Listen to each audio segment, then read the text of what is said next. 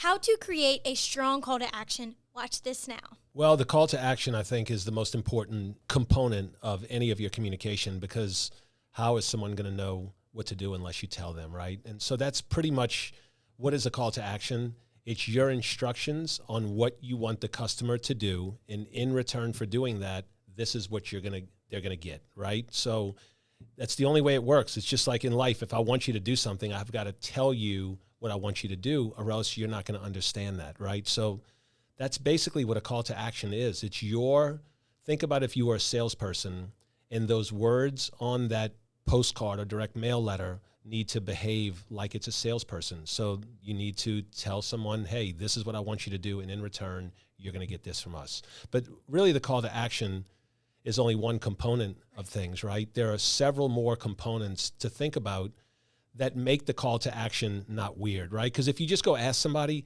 hey, Shannon, I want you to buy this. Well, okay, well, why should I buy it, right? So the why is also just as important, because while you're telling somebody that you've never met before through a printed communication, this is what I want you to do and I'm going to give you in return, think about the way they're going to process this. Number one, is it a reputable company?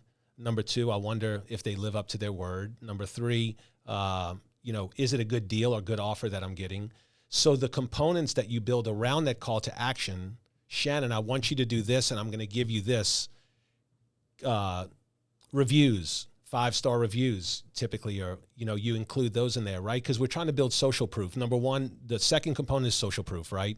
So let other people say how good you are, not say that's much better received, right? If one of your customers says, I had a great service, bought a great product, had a great experience with your business. Number two is any kind of testimonials, right? So testimonials or accolades that you've gotten, right? So you're trying to build this ability to connect with the customer where they're going to trust what you're saying is true. And then they look at it and your call to action is clear and the offer you're getting. So when all those components are all put together, your social proof, your design, your call to action, a good offer, those are the kind of components that go into making a call to action that's actually going to perform well. So I had a kind of a funny analogy at how this might work. You had a great one, dude. A great one. So let's just break this down. Like if you're going to a bar, it's almost the same exact principles with marketing, because basically you're marketing yourself. If you were just to walk up to a girl and say, hey, come home with me, chances are you're going to get shot down most of the time. But the things that they're going to process, like if you have that conversation before, they're going to process whether you're a nice guy. They're going to process your packaging, how you dressed, how you look, how you present yourself. Yeah. But then you also might want to try accolades as far as, oh, I have friends that we have connecting friends. We have people that, that are in common.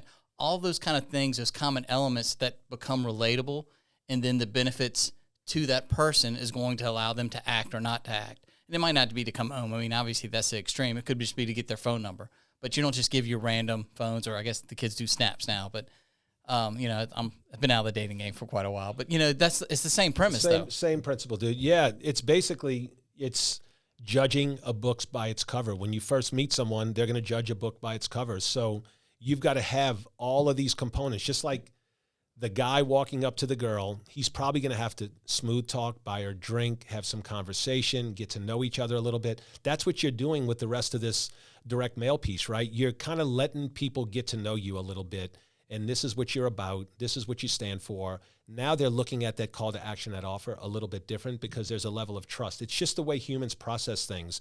You don't know what's happening. There's nobody telling you it's happening, but this is what's going through someone's mind when they're determining whether to take advantage of something with a new business that they've never met before. These are the thought processes. So when you know that this is what someone's going to think about, then you put yourself in the best position to win. So knowing what we know, knowing the way that people process and make decisions, that's why we recommend that you build your communication like this, because now you're checking all the boxes, right? So theoretically, you're using best practices, so you should have a level of success with your campaign. And we've mentioned the direct mail, but let's talk about the website.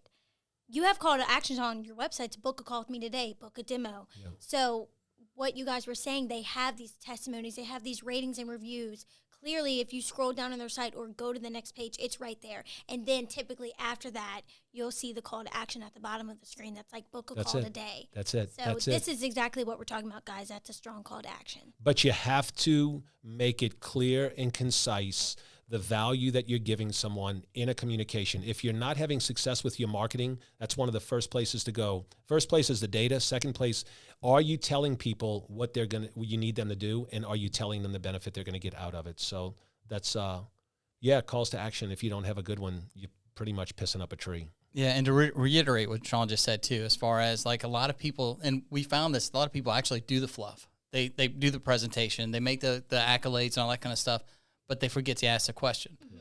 So in that same kind of analogy, if you go to the bar and you're nice to everybody, you buy them all drinks, but you never ask for the phone number, chances are you're not going to get it. That's so right. Make sure you keep that call to action simple, to the point, and let them know what you want in order to get that return. That's it. So it's safe to say it's got to be clear, confident, and assertive. And assertive, yep. And valuable. Valuable.